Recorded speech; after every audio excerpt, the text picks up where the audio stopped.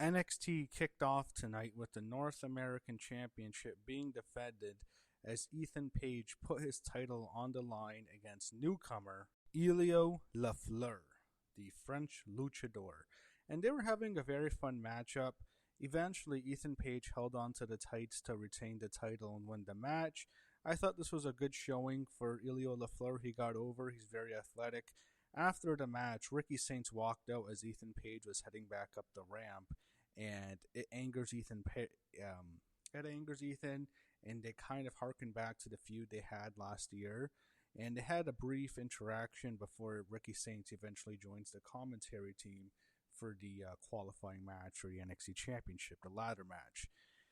Then they show interaction between Booker T and this, whatever his name is, Carver guy, Keon Carver, I think that's his name, and LFG. Seriously, I don't give a shit about LFG. I don't give a shit about Evolve. I don't give a shit about any of this other shit. I want to watch NXT. I hate the NIL program now. I'm sick of it. It's done great for the women, by the way.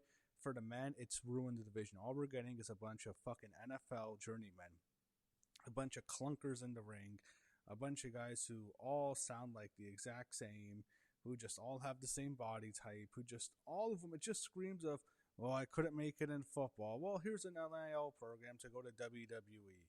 It doesn't feel like anyone's really authentic anymore. And it's sucking the soul out of the WWE. The Performance Center right now, Evolve, not Evolve actually, LFG, really. All these guys are LFG clunkers, and they're NIL clunkers. It's really hurting NXT. It's making it almost unwatchable in some regards. Men's division sucks. Women's division is still really good. It's just they're pushing the worst people at the top. Now, they show Carver cussing out people in the back. I don't give a fuck about this guy. I don't want to even see him. Then we get Josh Briggs and Shiloh Hill. And Booker T on commentary is talking about Josh Briggs being cut. Now, it's Booker. He says stupid shit all the time, so it's hard to take him seriously. If this was coming from someone like Vic Joseph, I would have taken it very seriously, because that could be Shawn Michaels sending a message to Josh Briggs telling you, hey, get your act together, show me something, or you're getting cut after WrestleMania, which I'm in favor for. I'm not a fan of Josh Briggs. I don't like watching him. I hope Jasper Troy can get released too. I don't enjoy watching either of those guys, and I hope they both get released. So, it was just a weird thing to say, though. Shiloh Hill kicked out of a choke slam. Eventually, Shiloh Hill hit the neck breaker to win. LFG sucks, by the way. After the match, Tony D'Angelo took out both of them, and they're building him up as this crazy psycho who's just taking out people randomly.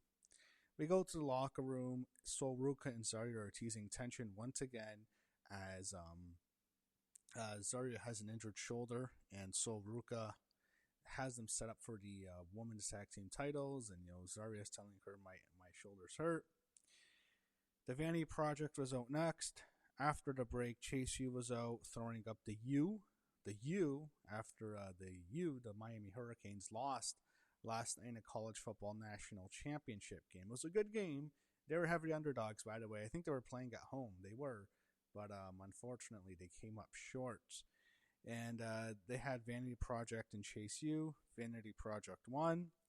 Then we go backstage. Ava tells Robert Stone that the officers are after the dawn. Lola Vice walks in, speaking of Miami, and she wants a title match. Then Thea Hale walks in and also wants a title shot.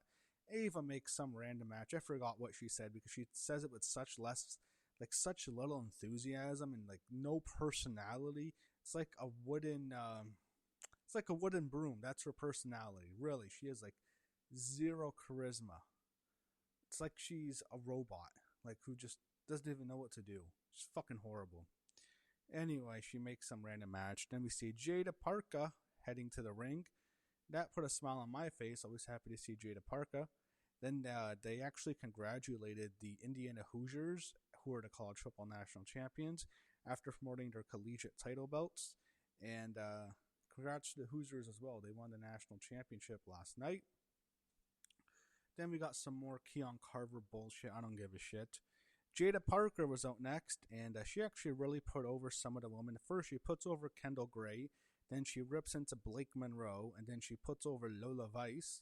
And she's great on the mic, easily the best in NXT for the woman. She's cutting this very passionate promo. And then the lights go out, and the spotlight is on Blake Monroe, who is standing on the platform. And she just so happens to be wearing a hot red dress, which even got some, I think it got Jada Parker's approval. She was kind of like, ooh. Jada's great. She's great at selling that. And she says that Blake Monroe has to deal with Miss Parker. I like this feud a lot. I'm actually interested. It's probably my favorite feud in NXT right now. It's something that actually makes me look forward to the show. It pisses me off that they're feuding over nothing. Like, there's no title involved. This should be Jada Parker chasing Blake Monroe for the NXT Women's Championship. Unfortunately, they have a fucking booker with one lazy eye, maybe two lazy eyes, and I think a fucking lazy brain, who wants to put the NXT Championship, Women's Championship, on JC fucking Jane when you have Blake Monroe on your roster who can be your top heel, when you have Jada Parker on your roster who can be your top babyface, you have Kendall Gray. You don't have her at least beat JC Jane. You have the dumbest fucking booker booking the show for the woman. How do you fucking justify? How does this idiot Shawn Michaels justify putting the NXT Women's Championship on JC Jane when you have Blake Monroe on the main roster on NXT, who's not going to be there for too long, to be honest. And don't tell me, well, they're going to lose Blake. They can't put it on her. They're going to lose JC soon, and I hope they do because she's awful. I know she'll do nothing on the main roster, but for fuck's sakes, how could you not have Blake Monroe, your NXT Women's Champion, with Jada Parker chasing her? They can feud for like a few months. It'll be a big rivalry. Great for the woman. No, this fucking idiot has them feud over nothing, just like he had Jordan Grace feud at Blake Monroe over fucking nothing because he's an idiot booker and he's fucking killing this show. Anyway, JC sucks. So backstage, Ava was talking to Miles Bourne. Then LaFleur, the French luchador, walks in. He thanks her for the opportunity. Ricky Saints walks by, goes back and forth with Miles Bourne. Then Ethan Page walks in. Ricky leaves. Ethan is now trying to recruit. Not Ricky, Miles. Kind of confusing. Ricky Saints then joins the commentary again. We get our next qualifying match. Shawn Legacy against Eli Knight. I thought they had a good matchup here. It was an entertaining match. Shawn Legacy got the win, as I'd expect. The Don attacked both guys. He chokeslammed Shawn Legacy on the announce booth.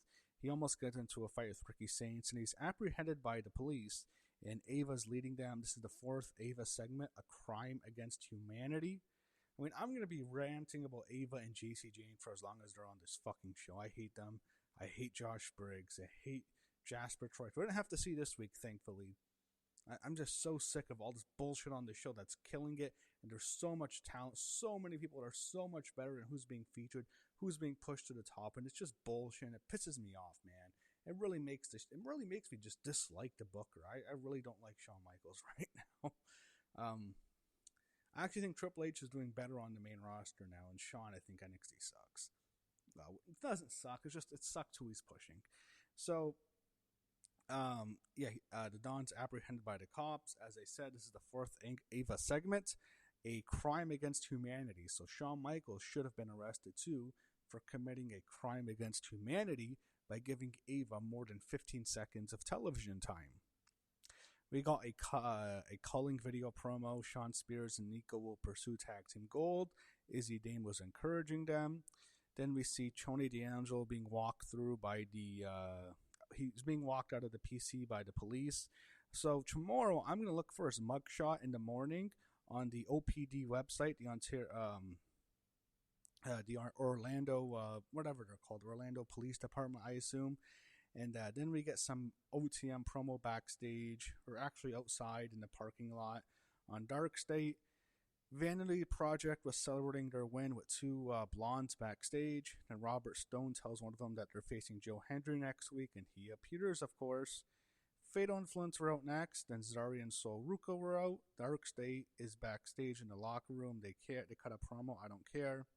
As I said, I'm sick of this NIL, LFG, Evolve bullshit, dude. I'm so tired of it. Then the announcers promote next week's NXT show. Kendall Gray and Ren Sinclair were then out. We get our main events, a triple threat tag team match. Winner gets a title shot at the TNA Knockouts Women's Championship. See, the way this is promoted, you think, all right, the winner's getting a title shot at the WWE Women's Tag Team Championship, which would make sense. That'd be fine. I think Rhea and Io would be down for it, but no. So we get Sol Ruka and Zarya against Kendall Gray and Ren Sinclair against Fallon Henley and Laney Reed with JC Jane in their corner. So they were teasing tension with Sol Ruka and Zarya. I think there's more tension between Sol Ruka and the audience who was looking at her. She is wearing her best gear. Oh my goodness. I hate to be a gooner, but oh my god, Sol Ruka. She is a star, and she's incredibly attractive. So, JC Jane interferes. It leads to Fatal Influence getting the upper hand. I think JC took out Kendall, and then Ren got taken out, and eventually just comes down to the two teams. And it looks like Fatal Influence is going to win, but then Sol Ruka and Zarya fight back. Sol hits a double Soul Snatcher. Eventually, I think Zarya pins Fallon, and Sol Ruka and Zarya get the win. They will get to face the TNA Knockouts Women's Tag Team Champions. Whatever. Then the announcers preview next week's show, and that's how this NXT ended. Not a bad NXT, to be honest. I thought it was definitely better than the New Year's Evil show. I don't know if it was better than last week. It wasn't bad. There was some good wrestling. The main event was fine. Opener was okay. There was some good. It's just there was so much garbage, and my issues are. I've ranting about it for so many times. The booker is horrible. He's incompetent.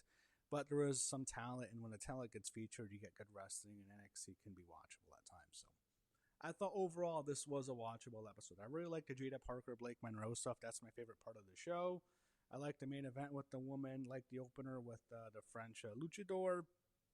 So there was enough on the show to get me through it. It wasn't awful. Just, there's certain people I just really don't like on NXT. I'll leave it at that.